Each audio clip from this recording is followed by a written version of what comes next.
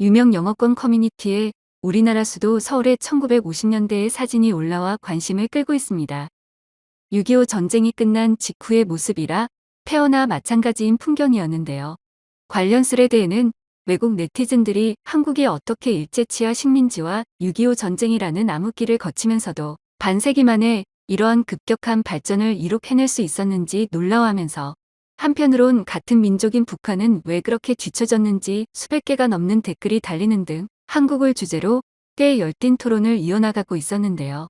그 진지했던 토론의 현장을 염탐해봤습니다.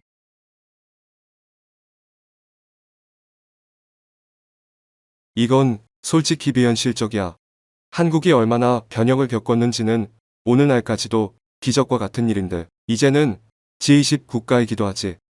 거기다 한동안 북한은 사실 남한보다 더 번창했지만 어떻게 이렇게 바뀔 수 있었는지.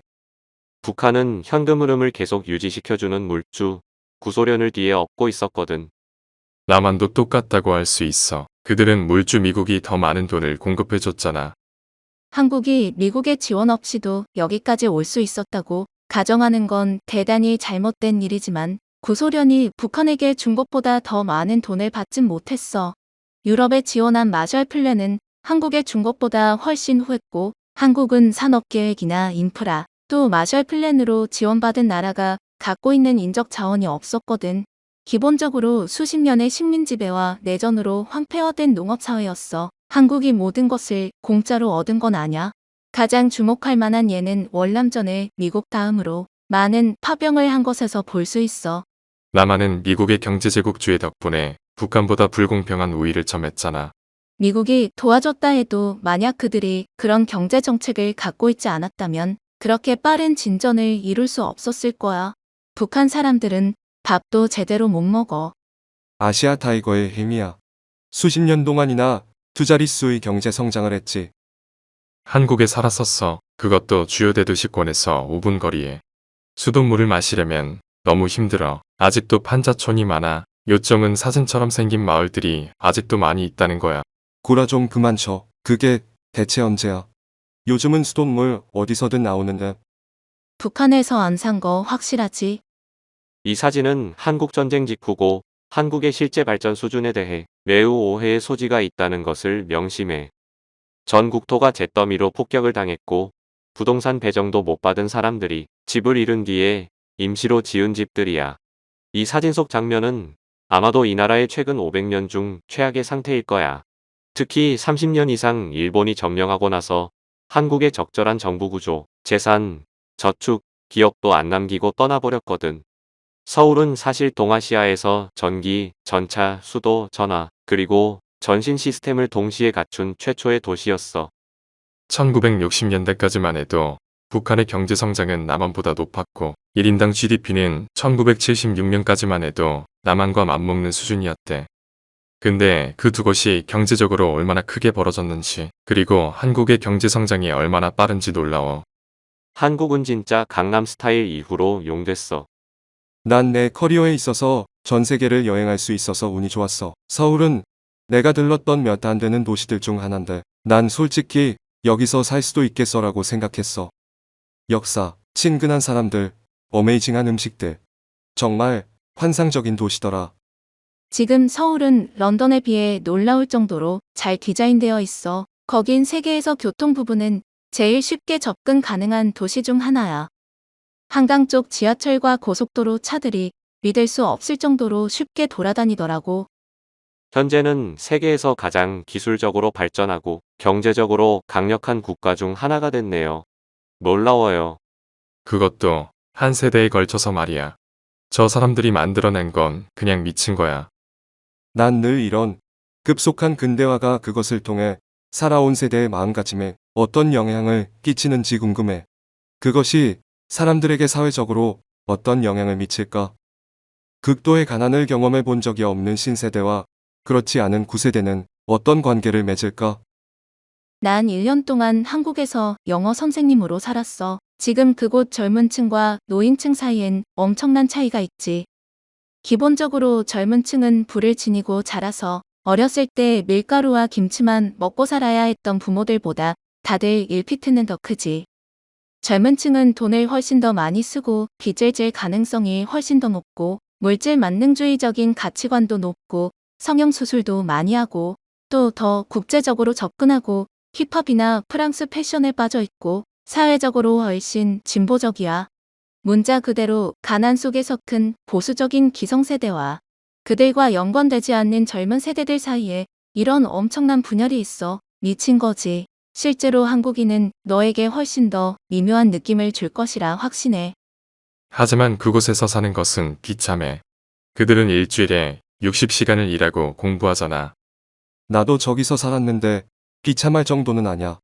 확실히 되게 경쟁적이고 정말로 몇몇은 손해도 끼치지만 비참하다는 정도까진 아냐. 8시간 동안 학교에 있고 또 3시간 동안 학원 가려고 집으로 돌아오는 건 비참한 거지. 뭐, 고작 3시간? 그럼 걔는 서울대는 못 가. 시간 여행 유령이 돼서 저기 한번 탐험해보고 싶어.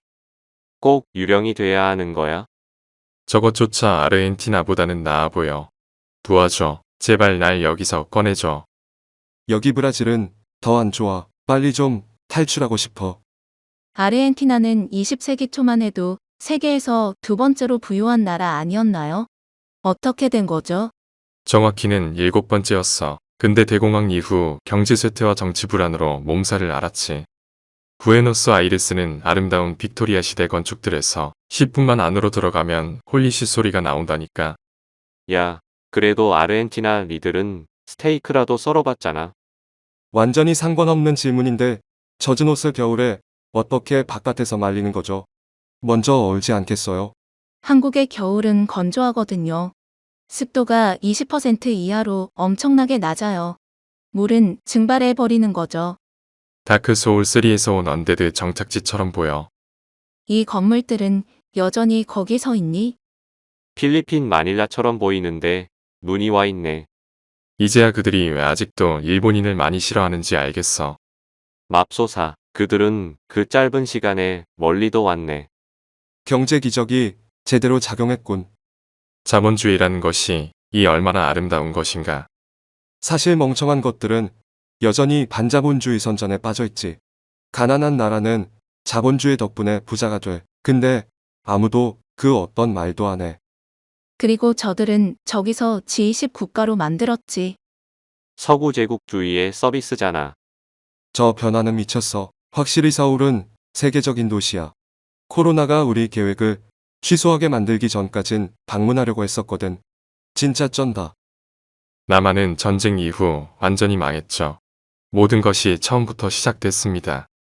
독일과 일본과도 한국이 다른 점은 한국은 북한과의 지속적인 전쟁과 갈등으로 인해 예산의 상당 부분을 군사비로 소비해야 했지만 미국은 일본과 독일을 완전히 보호해서 군대에 많은 돈을 쓰지 않게 했죠.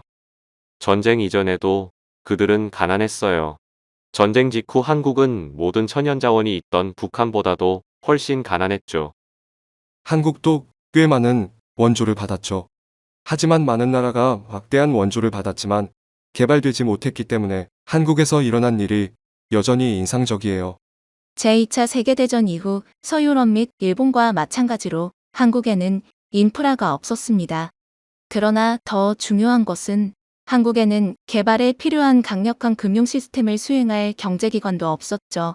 일본과 유럽은 폭격을 당했지만 신속한 재건을 지원할 강력한 정부와 효율적인 금융제도가 남아 있었습니다. 한국은 대부분을 처음부터 새로 구축해야 했고 속도, 기간 및 스타팅 지점의 결합으로 한국의 경제 기적이 특별해진 것이죠. 전쟁 이후 한국은 잔해 속에 묻혀 있었고 국가 자체가 착취된 식민지였으며 GDP의 10%를 군사비로 지출해야 했는데도 여전히 높은 경제 성장을 이룩했기 때문에 놀라운 거죠. 하지만 지정학적 중요성으로 인해 상당한 외국 원조를 받은 것 또한 사실입니다. 나는 7, 80년대에 서울에 살았었어. 2년 전에 다시 방문했는데 놀라울 정도로 변했더라고. 오늘 준비한 내용은 여기까지입니다.